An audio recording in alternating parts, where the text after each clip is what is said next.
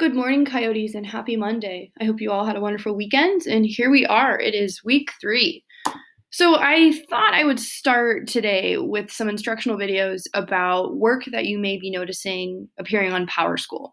And over the weekend, specifically yesterday, I uploaded grades for all of the assignments that you've had to do in social studies so far. And so, in an effort to avoid a ton of emails and a ton of questions, I hope that you will take some time to listen to these videos today. And of course, if you still have questions, feel free to reach out. But I think this should be able to answer most of your questions. So, the first assignment that you had to do in social studies, this was during week 1, was the timeline challenge. Now, the timeline challenge is broken into 2 different parts. The first part is called the timeline skills, and the second part is called the critical thinking. The timeline skills is going to be worth 10 points, and the critical thinking is worth 14 points. So, this is all work that you completed on TCI. So, once you log on to TCI, you're going to go to the text section, which is on the left here, and you're going to select from this drop down menu. It doesn't even really have a section, it just is like a little dash and says timeline. So go ahead and click that.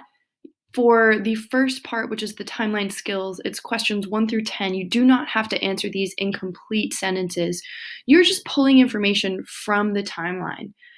You might be doing a little math.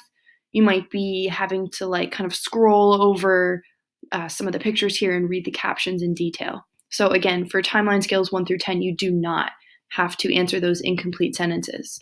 Now, for the critical thinking questions, and that would be number 11, number 12, 13, which is broken into 2 parts, and 14, which is really 3 parts because you have to add 3 events to the timeline, explain why they're important, and this is just like a little Miss Hill stipulation. I would love for you to add a date if you can. These questions really need to be incomplete sentences. I'm looking for thorough, detailed answers that convey a mastery of this material. Here's a little pro tip. So number 12, you've kind of already answered this when you did the Kush timeline challenge. So maybe you revisit your Kush timeline and the paragraph you wrote and use that to refresh your memory in case you haven't done this. Okay, so this work was due on March 18th, and I passed it back yesterday. If you did not do it, if you are not satisfied with your grade, you may redo it up until Friday, April 3rd by the end of the day. Okay. The final bit I want to talk to you about the timeline challenge is this piece on Google Classroom that you may have seen come through last night. So it is really hard to give feedback to you guys on TCI, and I find that platform a little bit challenging. So I made a score sheet for all of you, put your names on it, and I passed it back.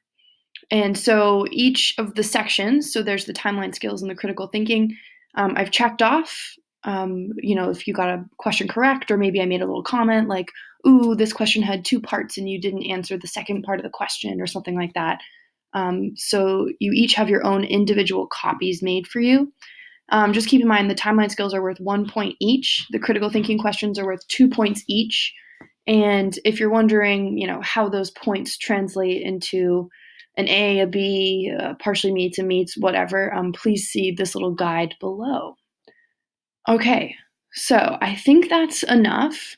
If you plan on making this up, please just complete the work on TCI and resubmit your timelines challenge scoring guide so that I know you're done and you're ready for me to look at it. Okay, again, if you have questions, please feel free to reach out. I know this is a lot of information. Thank you for listening.